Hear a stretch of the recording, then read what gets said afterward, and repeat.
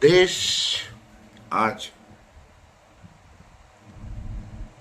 যে সবচাইতে বড় সমস্যাটির সামনে, সেটা ভবিষ্যৎ অর্থনীতি।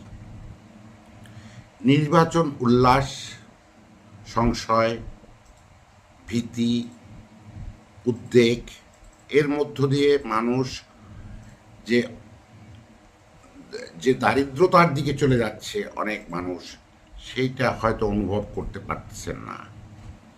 কিন্তু আসলেই দেশ একটা নীরব দুর্ভিক্ষের দিকে এগিয়ে চলছে এই গত ১-১.৫ বছরে।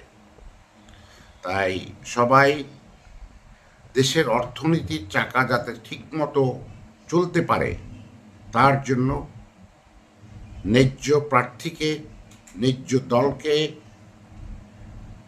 জয়যুক্ত করুন। বাংলাদেশ জাতীয়তাবাদী দল ব্যতীত অন্য কোনো উপায় এদেশের মানুষের আর নেই।